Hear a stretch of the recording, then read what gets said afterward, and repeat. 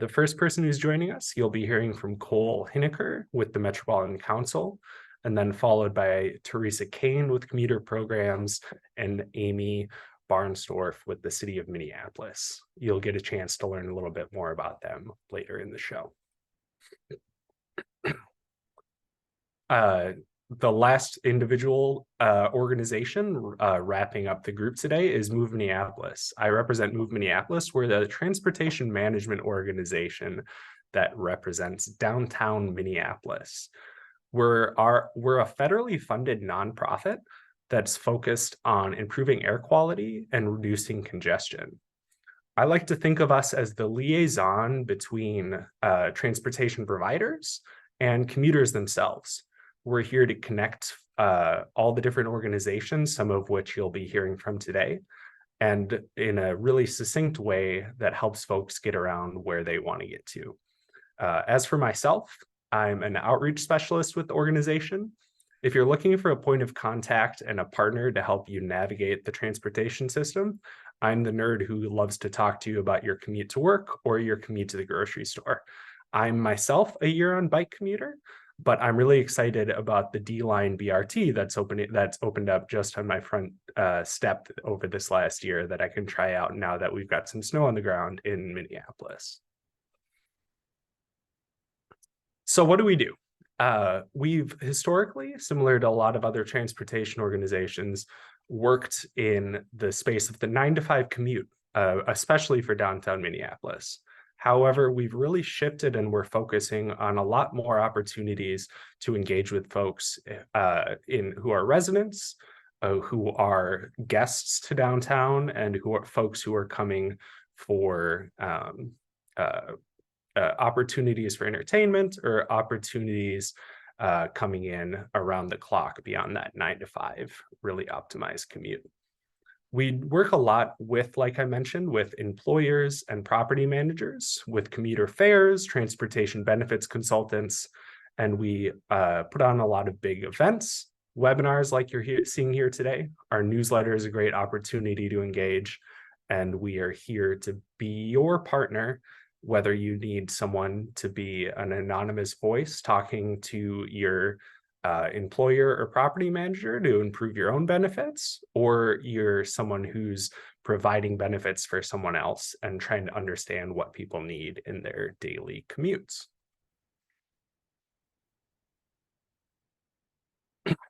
I mentioned we work in downtown Minneapolis. We're not at this alone. There's a lot of other transportation management organizations, or TMOs, that work across the region.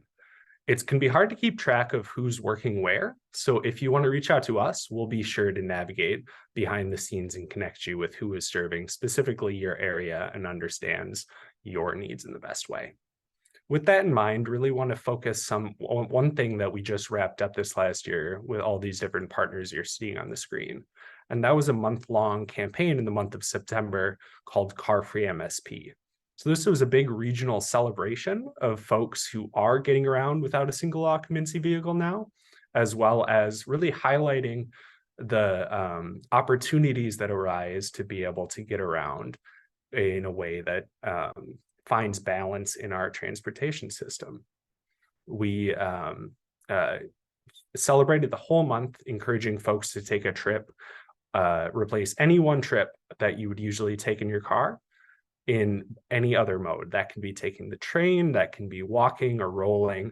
We had a lot of people who carpooled and a lot of exciting ways to be out in the joy of getting around like I experience on a bike. With that one event out of the way, we're about to go into our second tentpole event for the year. That's our Transportation Summit. So like I said, with Car Free MSP, we're really encouraging folks how to use the transportation system as it exists now. This is our annual event where we talk about what the transportation system could be in the future. So this is going to be a great opportunity if you have thoughts about what works well or what doesn't work well, to think about what downtown streets could look like in a way that makes your experience as a pedestrian or someone using this our public space better, and envisioning what our future of downtown could look like. I'm going to drop a quick link to the registration for that in the chat while I have your attention. And with that logistics and an introduction to Move Minneapolis quickly out of the way, transportation demand management is the core of what we do. You're going to be hearing from some other partners who do work in this space, as well as do a lot of other broader work as transportation providers as well. But wanting to dive into transportation demand management from a very basic level, TDM is going to be often the abbreviation for it. I like to think of TDM of helping whoever is trying to get around navigate the system where it works well. And like I mentioned, in being a liaison role between the transportation system and the commuter, we're also here to listen to what doesn't work or what you want to help navigate the system so that we can make those incremental changes to help rebalance some of the ways where it's not working well. That rebalancing is at the core of what transportation demand management is, because our systems only have so much space and they have so much impact on the communities that they are navigating through. Our objective is to really help folks get around in any way they want, recognizing that we have limited space and limited capacity for how we navigate the system. Often, the work centers in reducing the number of single occupancy vehicles on our roads, but I really also like to highlight that the work we do in that rebalancing improves the commutes of folks in single occupancy vehicles in this that core sense of congestion mitigation. The worst thing for a driver is being stuck in traffic and not being able to navigate the system. And rebalancing through transportation demand management is core to navigating that big challenge. With that brief spiel of what TDM is, I'm going to hand it over to our first presenter, Cole Hineker, who's going to be able to share some more specifics about how TDM is implemented at the Met Council. Cole, I'm going to ask you to start sharing your screen and I'll introduce you. Cole is the multimodal planning senior manager at the Metropolitan Council in Minneapolis, St. Paul, where he has been for over 17 years. His team leads planning for transit, bikes, pedestrians, and aviation planning for the Metropolitan Planning Organization. Cole is also the project manager for the 2050 Long Range Transportation Plan and championed and led a regional travel demand management study. Cole's two dogs, Coda and Bear, and passion for soccer keep him busy outside. Cole, the floor is yours. Great. Thank you, Carl, and good afternoon, everyone. I am going to speak about the Met Council's role. You might see a little bit of overlap with Carl's presentation here, but I think it's helpful to hit you with some important points. The Met Council is a regional planning organization for the Twin Cities region, and we do a variety of different planning roles, including coordinating land use planning across communities, wastewater, parks, but I focus on the transportation element of what we do at the Met Council. So when we talk about the Met Council's role in travel demand management, we have a long-range plan called 2040, Thrive MSP 2040, and within that is a transportation policy plan that helps direct investments in regional transportation systems. So, with the money bags on the left there, that's supposed to represent the fact that we give grants to implementing partners in transportation for a variety of different types of things, including bike projects, pedestrian, roadway projects, transit, even freight projects. So we're giving out grants to a lot of organizations to help deliver a regional transportation system that works better for people. One of our grant recipients is the TDM partners that Carl mentioned earlier. So you see all the same logos there. So we provide an overarching grant that helps them deliver some of the programs that they implement, including things like car-free MSP. Another role that the Met Council plays is giving direction to local comprehensive plans. So on the right there, you can see Minneapolis. This is a cover of their long 2040 comprehensive plan, and our plan helps give them direction on how they can contribute to the region's transportation system and other systems as they develop as a city. So a few different roles there, but we are engaged in travel demand management through our partners. One of the things that we do to help inform the plan is we have a circular process where we do studies to evaluate a particular area of need and assess how we can better invest in those areas. So we did as Carl mentioned, we did a travel demand management study in just this last year, finished it up. And that is going to inform our future planning efforts for where we can invest more and differently in travel demand management from what we've done in the past. There we go. So I just wanted to give you a little bit of context, throw some data at you. We do travel surveying of the broader region, and we try to identify trends and patterns in travel that help us understand the needs of the system better. And this chart here is supposed to show how people started to travel differently as a result of the COVID-19 pandemic. So you can see a lot of people prior to May 2020 were driving, particularly to work. Some people were taking public transit, some people were biking.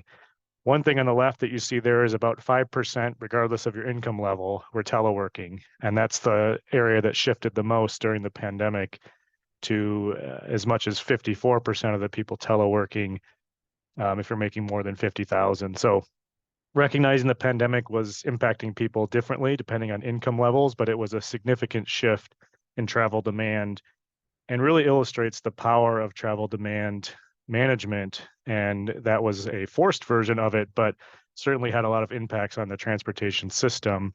As you can see here, if anybody was out on the freeway system in early 2020, traffic was down as much as 60% from pre-pandemic levels. And it slowly started to recover back towards levels that mimic pre-pandemic levels, but still was down overall even into middle of 2021.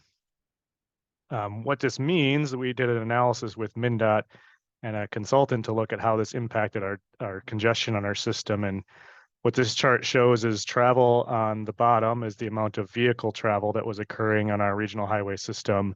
And the percent of it that was congested is on the left. And the red dots represent the early stages of the pandemic. The orange dots are the middle stage of 2020, and the blue dots are pre-pandemic levels. So you can see, reductions in travel that are closer to 10 or 15% essentially eliminated congestion on the entire metro system. And if you were out driving in early 2020, you probably noticed this phenomenon. But the real important point here is that it's not like we need to remove all traffic to really improve how the system operates. Just a fraction of the traffic being removed or shifted to another mode can have huge impacts on the system. So we are working on a 2050 long-range plan, and I wanted to highlight two goals in particular that are emerging from the draft plan. And those are that our region is dynamic and resilient, and we lead on addressing climate change. And so these are really core elements of what we want the system to do in the future as we think about how we invest. And digging into more detail on the objectives here, we can see that one of our primary focuses is reducing vehicle miles traveled. That's part of our ability to reduce the impacts and mitigate the impacts of climate change, but also to provide options for people to more timely, reliably, and directly and affordably meet their options and their daily needs. And that is really about being dynamic. We recognize that not everyone can or wants to drive, so we need to provide flexibility and choice in the system in order for it to function properly for all people. So this is a driving factor that led us to say, TDM is a really important part of this. We do have to provide infrastructure. We have to provide bike lanes. We have to provide buses, trains, sidewalks, things that people can use. But we also have to use strategies that encourage the use of those systems and not just assume that people are going to use them because we build them. So the regional travel demand management study did identify some actions that are really about expanding the TDM program that's already well established and already functioning well with all of our partners, including Move Minneapolis. And part of that action plan is to establish a regional approach, making sure that any really good practices are not just available to certain parts of the region, but available to all residents. in the region, and that they're coordinated and consistently messaged to all of our customers and our partners. And so that's kind of step one. We also want to look at expanding incentives. Incentives are a great way to nudge people to try something new and do something differently, and then hope that after they experience it, they stick with it and they have more long-standing travel impacts that can help achieve our regional goals. So there's both incentives to work with through employers. If you're an employer and you want to encourage your employees to travel differently, the region will be able to provide some incentives and technical support. But also developers who have a huge impact on how we travel, depending on how much parking they build, how they design their buildings relative to the street. So there's a lot of different ways to encourage developers to include things that will make travel modes more attractive, other than just driving, which is more or less the de facto mode that people choose in this region. We can also just do general pricing and incentives, providing incentives for people that aren't necessarily working through a developer or an employer. You think about incentives like if you go to the grocery store and you bike, maybe you get discounts, and that's something the region can help facilitate if local businesses want to be a part of a program like that. So we'll be looking into more options like that moving forward. We also recognize and heard a lot through this study that sense of place and safety were big concerns for using some of these modes, both from a personal security standpoint and a safety, as in like I don't feel safe biking next to high-speed traffic. So we have a set of actions related to creating a better customer experience and creating a better sense of place, which has a lot of different elements to it. Making someone feel like they're part of a community, that they're seen, that they're able to feel welcome in a space and feel like they know how to get around and navigate it, is all wrapped up in that set of actions. The other one is to utilize TDM to reduce our need to expand roadways. So you can imagine roadways, as we expand them in an already developed urban area, they can be very expensive. And one of the approaches that we encourage our partners to do first is look for ways to change travel demand prior to investing the hundreds of millions of dollars that it takes to expand a roadway. And so a focus of our action plan is to give more direction to our partners that want to do those kinds of things, and acknowledging that if we continue to build highways, we're just encouraging more people to drive, and we need to get away from that, and be more sustainable and think about all the needs of all people. So with that, we have a couple of key next steps for us to start taking on as a result of this action plan. The first is we need to hire a TDM program manager that can help coordinate a lot of these efforts across all of the partners that Carl and I mentioned, across the TMOs, across counties and cities and MnDOT. And so developing a work plan that will help coordinate all those efforts is really step one. We also have to form a TDM advisory group. We envision that advisory group being implementing partners as well as private sector partners like employers and developers that can help us develop the tools that we need to influence and implement all of these actions. And some of these actions are going to require frameworks. If you think about an incentive program, you need to develop what your intent is with that and who you're targeting and the audiences. And so a number of different frameworks need to be developed in order to start implementing some of those actions. And then we want to just start scoping out how to brand this. I can imagine if we went to TDM and said the word TDM to a lot of different people, they would say, what are you talking about? And so putting a more plain language description and brand out there will help us communicate this better to some of our partners. And then also just creating more of a information hub that anyone can go to and learn more. And as Carl said, connect people to the different resources that are maybe local and in context to them as needed. We also want to figure out where we can pilot things and try things on a small scale. I don't think you would expect us to implement any kind of big picture, highly visible program without thinking about how it works in a smaller scale first and then learning from that. So that's, I think, step one of many of these actions. And then, as I said, scoping out how to better integrate TDM into our highway planning process. The highway planning process is different at different scales, whether it's a state highway or a county road. And so we need to figure out how to better integrate all of these different actions into those processes. Last thing I wanted to touch on is just as we develop the 2050 Regional Transportation Policy Plan, we are going to include an entirely new chapter on travel demand management. that identifies these investment opportunities and builds off of the TDM action plan.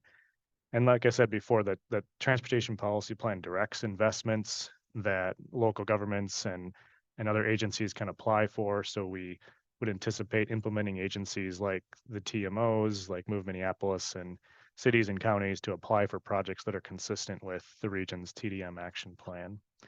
There's a variety of different funding sources that can be used to do this type of work, whether it's Met Council projects that we give out grants for, county funding, city funding, even MnDOT funding can be used to fund these type of activities. But all of that needs to be figured out over many years with the action plan and working with our partners. So there's a lot of work still to be done, but we think we have a good foundation for that work, and we're happy to start moving into that.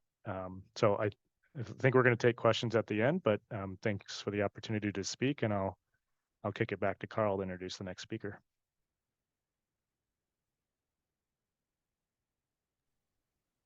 Awesome. Thank you so much, Cole. I'm going to hand it off. We're going to stay at the regional perspective with Teresa Kane with Commuter Programs. Teresa, if you want to start sharing your screen. Teresa has been with has over 30 years of experience in travel demand management, and in her role as Commuter Programs Manager, Teresa provides direction for the development and management of regional travel demand management programs and services through partnerships with clients, local and state agencies, transportation management organizations, that's us, and other TDM stakeholders. Looks good on your end, Teresa. Feel free to take it away. Sure, thank you. Can everybody hear me, I assume? My name is Teresa Kane. I have been in travel demand management for over 30 years, as Carl mentioned, so I've kind of seen a lot. We are a department at Metro Transit called Commuter Programs, and we are funded by a federal grant for congestion mitigation and air quality, as are the TMOs right now. And sorry. Okay, there we go. So the two main goals of the congestion mitigation and air quality grant is improving air quality and relieving traffic congestion. And for commuter programs, with our funding, we have two areas of focus. So one is providing regional TDM program operations, and I'll talk about a little bit more about what that is. And then also geography specific outreach. So we also do outreach like the TMOs do. Travel demand management, you saw Carl's description, which is a great one. But we really are trying to move people from these single occupant vehicles into other modes. And you'll see there are still single occupant vehicles in the mix. And so we are really trying to, get people to try things different times. The regional program elements are things that are available to the entire region, things that the TMOs talk to their employers and other groups about. We have a guaranteed ride home program, which provides a ride home if your usual way does not work. So if you're willing to take a risk it's not a risk, but to take a chance and take a bus one day and, part of your thing was, I don't want to get stuck. Guaranteed ride home can help you with that. The redemption rate is incredibly low but people just really like having that in their back pocket as an option. We also provide a regional ride matching system to help people find each other who are, going to the same place at the same time, and connect up, usually for more than just a one-time thing where you might call an Uber, but like on a regular basis.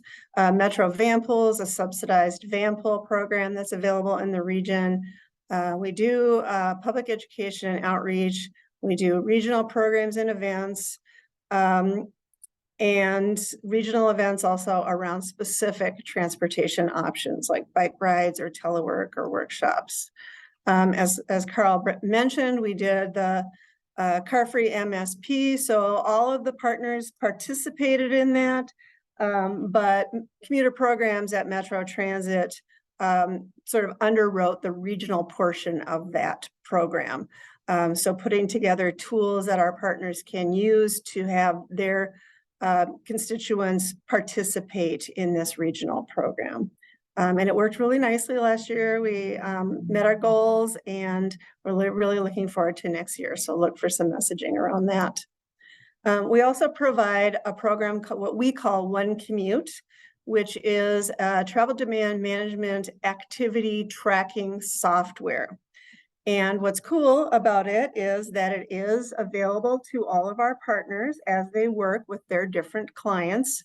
We have lists of resources. For example, if you need a company to work with for an employer that wants to put a bike rack in, we can make referrals.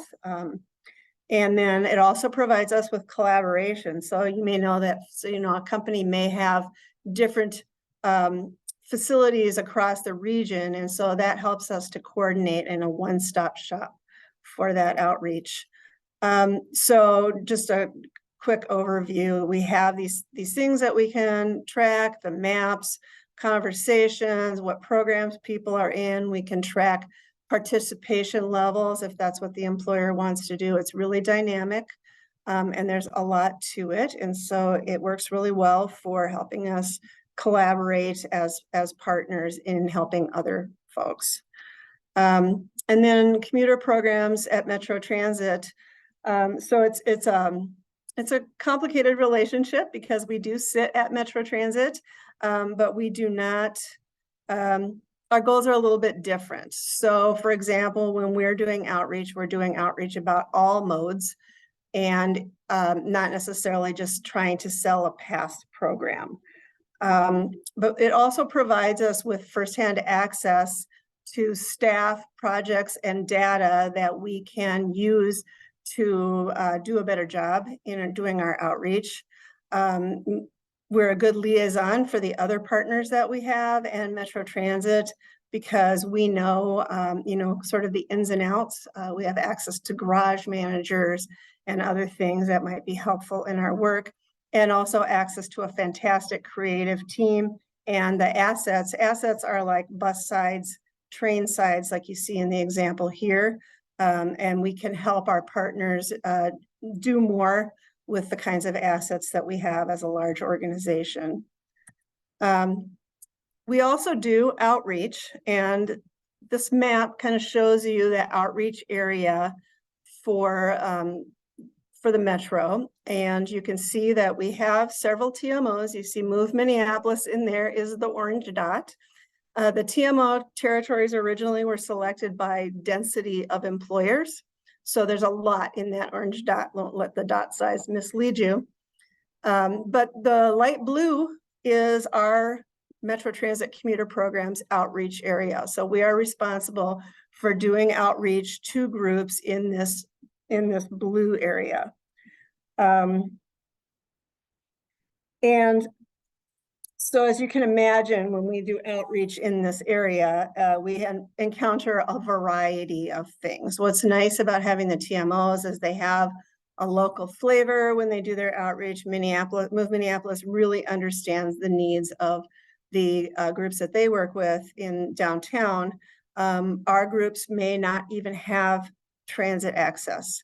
And so we really sometimes need to be creative with the solutions that we provide. And I just also want to stress that this area is really large. And so we are sort of the default. If there are other groups that want to work with employers in the area, we certainly welcome the participation when the area presents itself. So like I said, the special challenges are it's a large area, not necessarily served by transit or other modal options. There may not be bike trails, there's less density, so it's hard to get employers to work together. And also we encounter a lot with not always traditional work hours. So some of the solutions we might come up with is where there are employers within proximity. In one case, we helped these employers form a shuttle that connected to transit service. And they formed the shuttle that went to their different employers or their different locations. to connect their employees, but they also have 24 hours, so they provided some auxiliary service. And they just needed somebody to help aggregate all of that information and make it work for the employment park. So in our area, and that includes part of Minneapolis, because Move Minneapolis focuses primarily on the downtown core, the North Loop area, and Loring Park. But there's other parts of Minneapolis that we work with, and then we collaborate together on a number of projects. So we work with employers, residential, multi-tenant properties, colleges and universities, and social service agencies. And so our approach really is not one size fits all, that we really try to do it in partnership, and that we are data driven. So I have a staff of 4 outreach folks. Tennille Warren is our senior outreach specialist, and when she gets leads for the other areas, TMOs, she does forward them along. We collaborate through our system, and then we work together on projects where we all have an interest. And that's we get a lot of clients through word of mouth, and we're also doing some advertising right now to make sure that we get the word out about travel demand management, which benefits all of our partners in the area. So thank you. Thank you so much, Teresa. And I'll take this moment to transition to our final TDM practitioner who will be joining us, Amy. And narrowing in from our last 2 at the regional level, we're going to be focusing specifically on the city of Minneapolis. Amy is a transportation planner with the city of Minneapolis and works within the Transportation Planning and Programming Division of Public Works. Amy works on a variety of transportation programs, plans, initiatives, and capital projects that work to improve the livability, mobility, and accessibility for Minneapolis residents and visitors.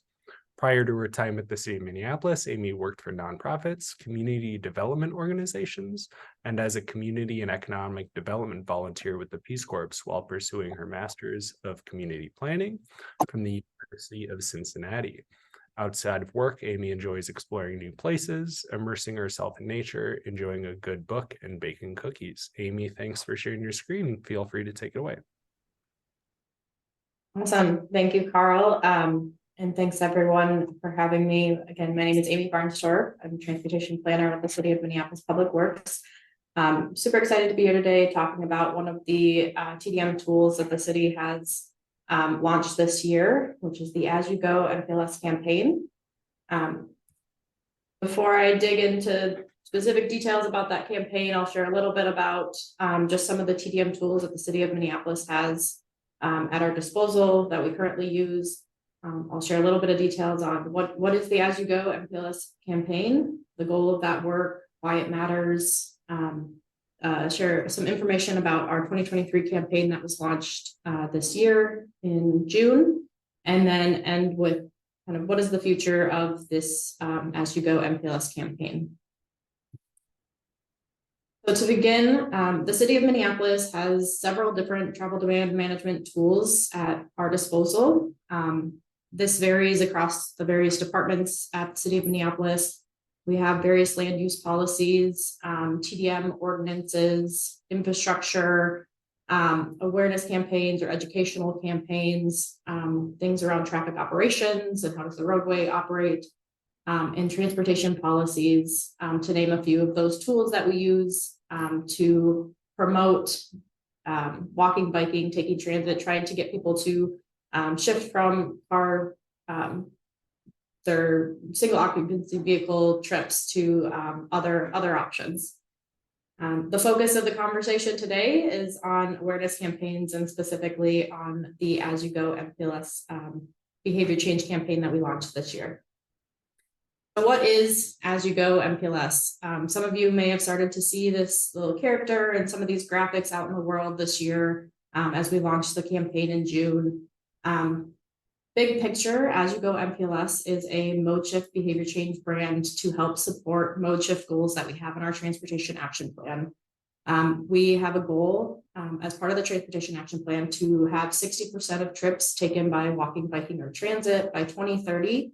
And so this is just one of those tools to help us reach that goal. It is an overarching brand. As You Go MPLS is an overarching brand to tie together several different behavior change campaigns that will be part of this initiative and part of this program. In 2023, we launched this campaign. This year was really about building the brand, getting people familiar with this work and kind of what is it? What am I seeing out in the world? Who is this small character? And it was focused on multimodal pieces. So getting people to walk, bike, and take transit. In 2024, we'll focus specifically on a bike campaign. In 25, shifting to focusing on a transit campaign. I'll share a little bit about those at the end here as well. Big picture, As You Go MPLS is really designed to be something positive, something very accessible and inclusive, really trying to empower people to make the choice to walk, bike, or take transit by just highlighting some of those personal benefits that can be gained by doing so. It is a marketing effort. It is again one of the tools to try to help build a better, safer, healthier future for Minneapolis. The goals of this program are to, as I mentioned before, highlight some of the personal and communal benefits of walking, biking, and taking transit. Really changing that narrative around active transportation and transit, trying to normalize those behaviors and make those kind of the more obvious choice, or a choice that people think about initially rather than just the de facto traveling via car. We're really trying to pique people's interests who may be interested in trying a different mode of transportation, but maybe they're hesitant or they're nervous. And so trying to both talk about the positive benefits of these modes while also connecting people to the different resources and incentives that already exist out there in the world. And that gets to the next bullet here is the city of Minneapolis is not trying to reinvent the wheel here. We're just trying to talk about kind of active transportation in a really positive way and talk about those benefits. And we want to connect people to all the great people who are already in this space doing TDM work, such as Move Minneapolis and others. And so we want to connect people to those resources and those incentives that already exist. Lastly, I would say this is the ultimate goal, is being able to reach that mode shift goal that we have in our transportation action plan by 2030. So why does this matter? There's a lot of climate goals and just climate realities of why it's important to shift from a car dominant culture to providing multimodal options for people.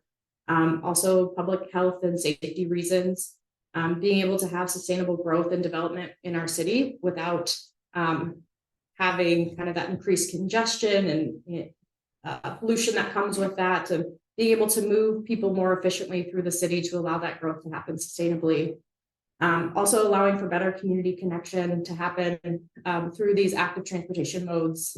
And then lastly, a lot of policy direction, both at the local and higher level of trying to reduce VMT or vehicle miles traveled and greenhouse gases, which all speaks to just creating a more multimodal environment for everyone.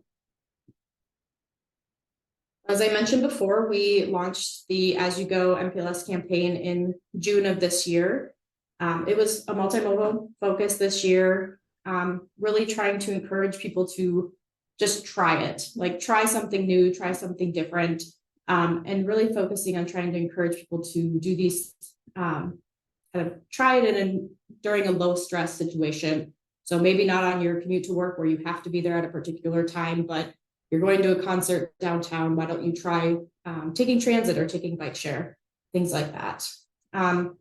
We also worked with various partners in this space, trying to work with micromobility providers to provide incentives such as promo codes to encourage new or repeat users, getting people to use those services, and then also working with Metro Transit folks and doing direct mailings along new transit infrastructure, bike infrastructure, again, just highlighting that these resources exist, providing incentives for people to try it, and hopefully that once they try it, they continue that behavior into the future. We also did tabling at several events over the course of the summer just to share out information about this campaign and about the other work that the City of Minneapolis Public Works Department is doing as well to make it easier to walk, bike, and take transit. So to end us here, just a preview of what's to come for As You Go MPLS. This is a multi-year effort. We have a 3-year marketing plan, year 1 being implemented this year. And as we look into the future years, 2024 will be focused specifically on biking and how we get people to either bike more often or even try biking for the first time. And so doing this by highlighting new or existing AAA bike facilities, which are our all ages and abilities bike facilities that are really safe for everyone of all ages. We also have some secondary campaigns that will be part of next year, which will be focusing on people who have recently moved into a neighborhood. We really want to target some of these key life moments where people are already going to be changing some of their behaviors and tapping into that and trying to kind of provide some options and allow people to understand what their options are during those times. And in 2025, which is kind of the 3rd year of our campaign, it will be focused on transit specifically, highlighting some of the new BRT routes that are going to be coming online over the next couple of years. And then a secondary kind of effort focusing on university students who are generally live either car-free or car-light lives, trying to kind of encourage those behaviors and instill some of those behaviors for that to continue post-graduation. Big picture, we're really just trying to change the narrative around how people think about transportation. Again, we live in a very car-dominated society here in both Minneapolis and the US, and how do we get people to just even think that there's other options and realize that there's a lot of benefits for those other options. So with that is what I have for you all today, and really appreciate the time.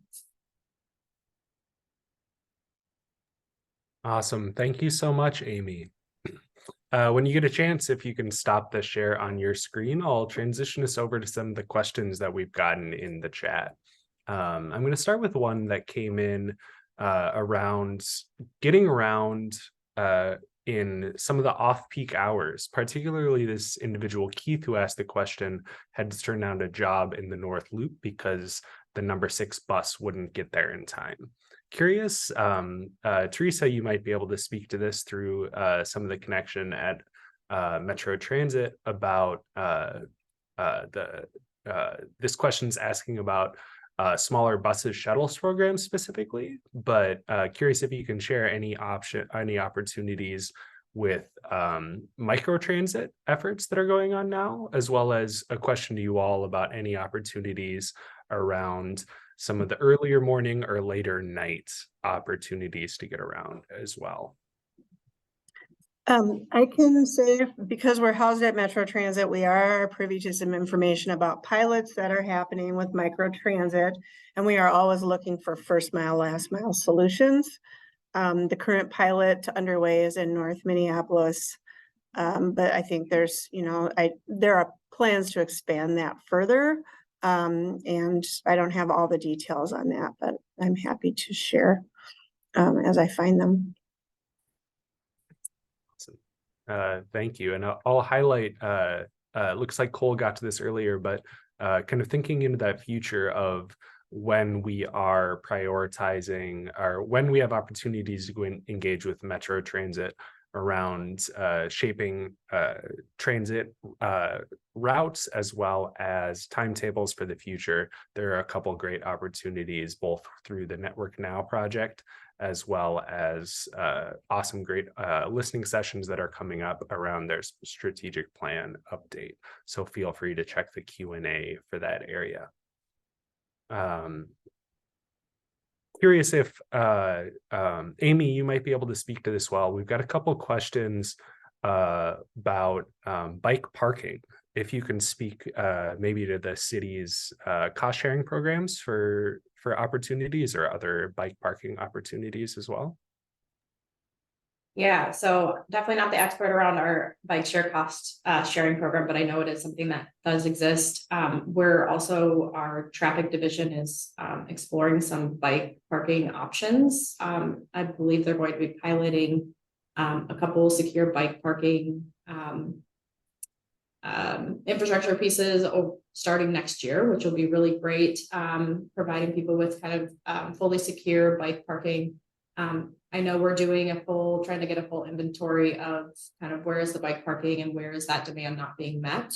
It's something that our traffic division is kind of, that's where it's housed in. So I definitely don't have all of the information, but that is something that the city is aware of and is working to help improve some of those resources and make that more accessible.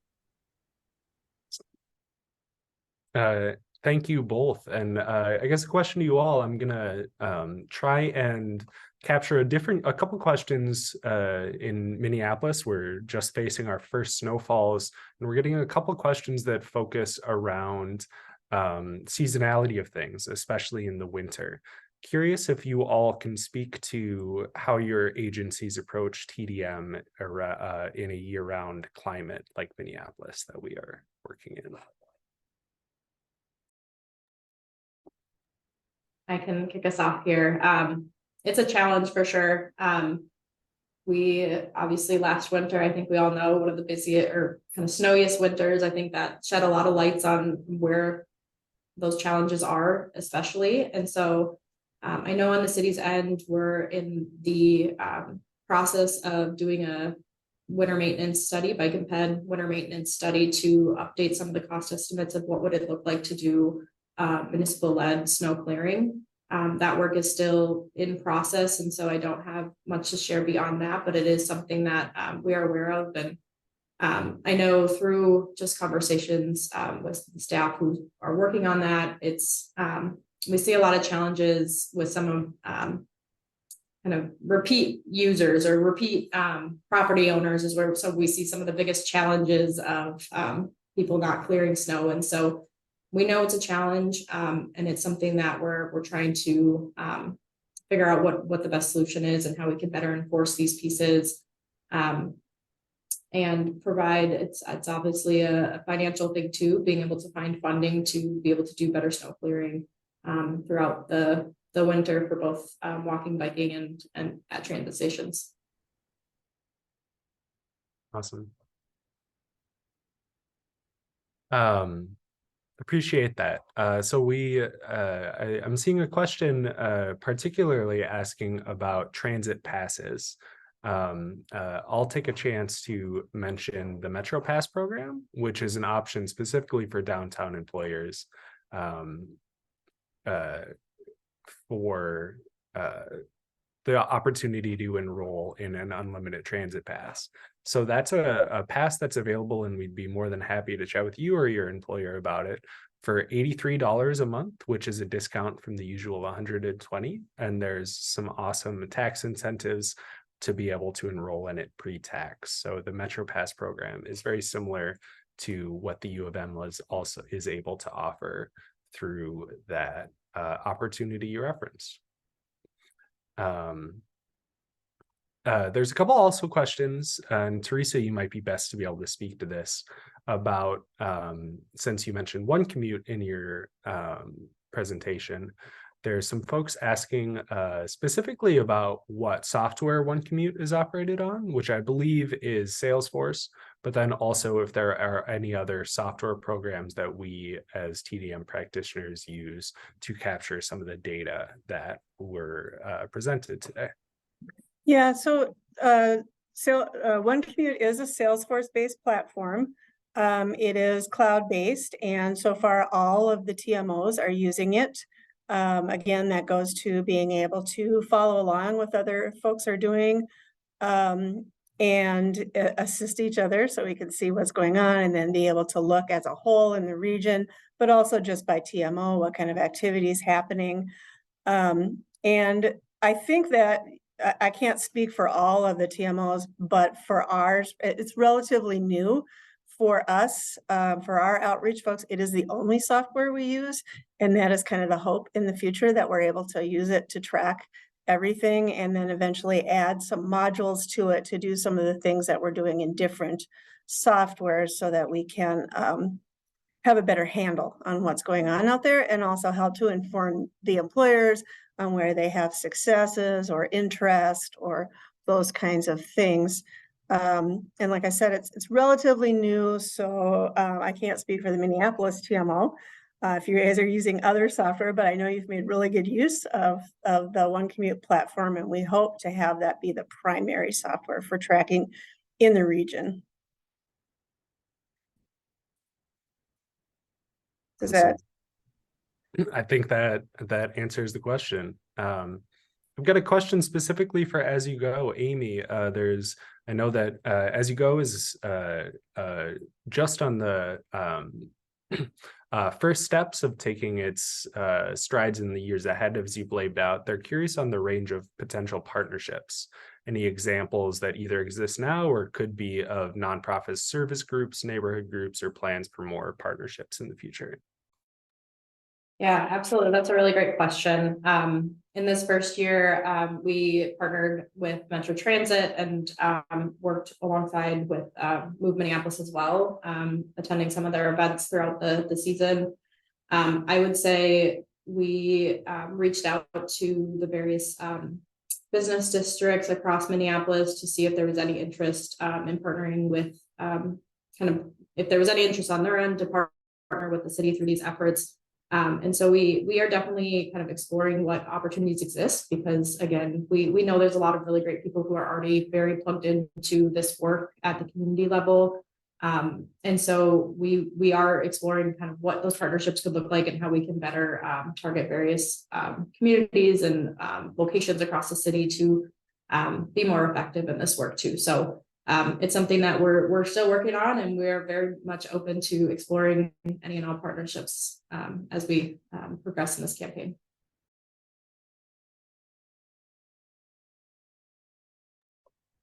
Awesome. Thank you. And we as an organization are really looking forward to seeing some of that. On that sense of partnership, and a question to whoever wants to answer this, and thinking about operating within our own different jurisdictions at the regional level. Just curious on that sense of TDM being something that has been operating much more independently in the past. In some of the future visions, Cole or Teresa, you might be able to speak to some of that regional vision and what the concept of how we manage that within ourselves will look like going forward. Well, so let me do this and answer one other question that I saw on there that was intriguing, and then I'll let Cole kind of give the long range thing. So in the current scenario, we do operate both Metro Transit's, my department, commuter programs, operates the regional programs, if you will. So I see a question out there, for example, about University of Minnesota having unlimited passes. And so that's an interesting one, because let me give you an example of how that universal pass happened and how we collaborate. So someone from my staff, and you saw the giant area that we work with, was trying to focus on helping to provide all-you-can-ride pass to students. And in this case, they're talking about staff, but to students at an affordable rate. And we collaborated with Move Minnesota to work at Augsburg College, put together a pass. And that's part of the thing that's nice about us being housed at Metro Transit. So we were able to put together this universal pass, which ultimately led to the University of Minnesota providing a universal pass, because the pilot was so successful and our collaboration was so successful. They provided a universal pass for the students and then ultimately the staff. And that's what we really try to do is cooperatively create these opportunities to facilitate transportation options for different groups around our agency, and then replicate that as much as we can and learn from each other. And Nicole, did you want to have some comments about kind of what that's going to look like in the future? Yeah, I do think there's a need to be talking to more partners, bringing more partners to the table, and working on getting this kind of work out to more, reducing the burden on just a few agencies and staff to kind of do this work. It is something that, every employer should be thinking about when they're thinking about how attractive their business is or how attractive their job is. It's every apartment owner, developer should be thinking about this because it impacts how much parking they have to build and all the money they have to spend to provide that amenity to residents. So I think the primary role of the councils expansion into TDM, the role that I was talking about is to help build more of those relationships and help coordinate a lot of these efforts into new spaces and with new partners. So I think we're headed in that direction. As I think we've been highlighting, a lot to be done there. Luckily, I saw one question there about expanded resources. Luckily, there is more money. The legislature did us a big positive this last session and just made more resources available to start trying to do some of this work. If anybody who's ever had money and a lot of people that want money, it's really hard to figure out where to prioritize it. So that's going to take some time. But we definitely want TDM to be at the table there and look for ways that we can, utilize those new resources to kind of implement some of these bigger picture vision ideas. And Carl, was there something else vision wise that I missed that you wanted me to touch on? I think that's a great answer. And I think with that, we've got just 1 minute left here. So wanting to thank you all for joining us today. I recognize we've still got some questions, both that have not been answered specifically, as well as some that were answered in the chat, in the Q&A function throughout the presentation. I just want a reminder that the recording of this will be available and sent out to you, as well as a write-up from our organization on an overview of some of the themes and some of those questions that were answered today. So expect to see a follow-up with that. And a big thank you to everyone who was able to join us today.